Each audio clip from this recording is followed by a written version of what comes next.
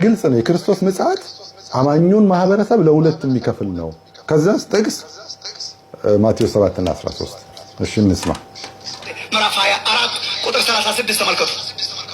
ምዕራፍ 24 ቁጥር 36 ስለዚህ ቀንና ስለዚህ ሰዓት ግን ከአባት ብቻ በቀር የሰማይ መላእክትም ቢሆኑ ልጅም ቢሆን የሚያውቅ የለም አለ ጌታችን።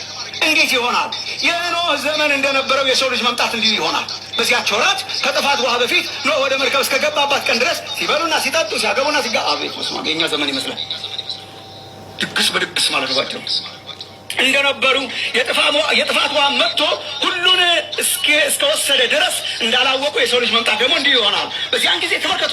በዚያን ጊዜ ይሄ በጣም የሚገርመኝ የጌታችን ምጽአትና የዓለም ፍጻሜ የአማኞችን ስብስብ ኢንቴንሽናሊ ነው ይሄንን ቃል የሚጠቀምበት።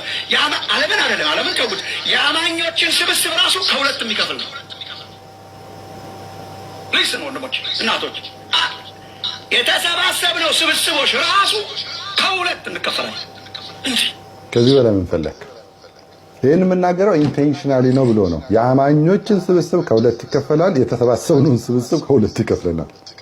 ሚማ የጌታ ምጽአት የቱ ጋር በቃ ያ ማለት ተነጥቀን እዚህ አየር ላይ በግና ፍየል እንሆናለን፣ ከእሱ ጋር እንመጣለን፣ ከዛ እንከፈላለን። አካሉን ይወስዳል ቤተክርስቲያንን። ከዛ የሰከረ ቴዎሎጂ ማለት ነው። የጌታ ምጽአት እዚህ ነው። ከ7 ዓመቱ መከራ በኋላ ነው። 7 ዓመት መሀል ላይ አለ ይብን። ከዛ የጌታ ምጽአት ማለት ምጽአት ነው። አንዴ መጥቷል፣ ሁለተኛ ምድር ላይ በእግሩ ሲረግጥ ማለት ነው። ባይተው የጌታ ምጽአት አማኙን ለሁለት የሚከፍለው ነው። የቱ ጋር የተነጠቀው አማኝ እንግዲህ ይነጠቃል። በክርስቶስ ጳውሎስ ነው ያለው። ዝባዝንካ ያቆም እነሱ አስቀድሞ በክርስቶስ ያለው ይነሳል። በክርስቶስ በቃ ሌላ ነገር የለም። በክርስቶስ ያሉ አስቀድሞ ይነሳል።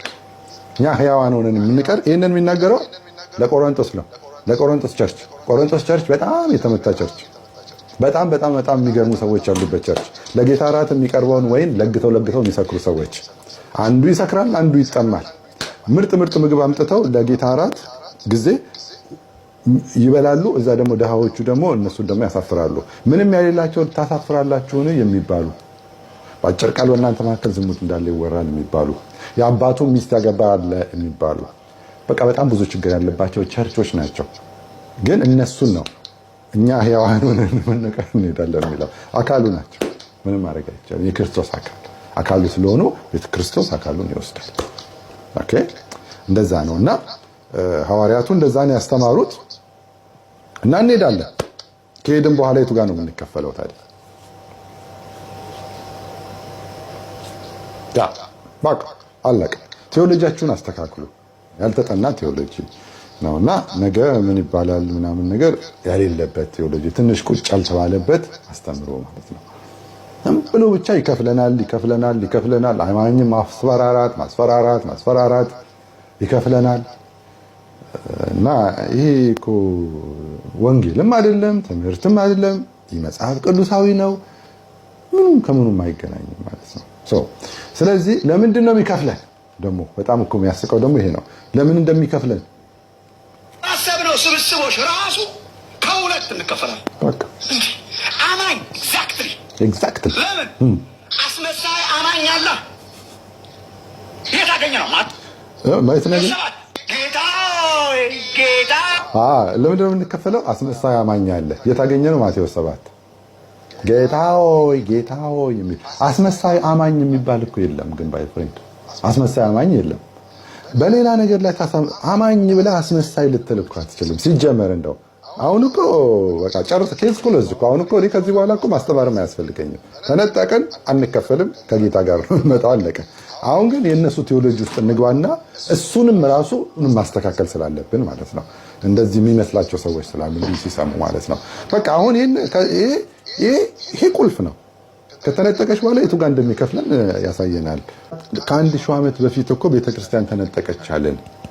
ከተነጠቀች ታዲያ የቱ ጋር ነው የምትከፈለው ነው የኛ ጥያቄ። አልተመለሰም። እንዴት ታይም ላይን ግልጽ አይደል እንዴ? ምጽአቱ ምድር ላይ መምጣቱ ነው አይደል? ምድር ላይ ከመምጣቱ ከሺዋ ወይስ ንጥቀት የለም እያሉን ነው እነዚህ ሰዎች? መጀመሪያ ምጽአቱ ነው ከዛ በኋላ ነው ንጥቀት? አይ ንጥቀት ከሆነ የቱ ጋር ነው መከፈል ያለው?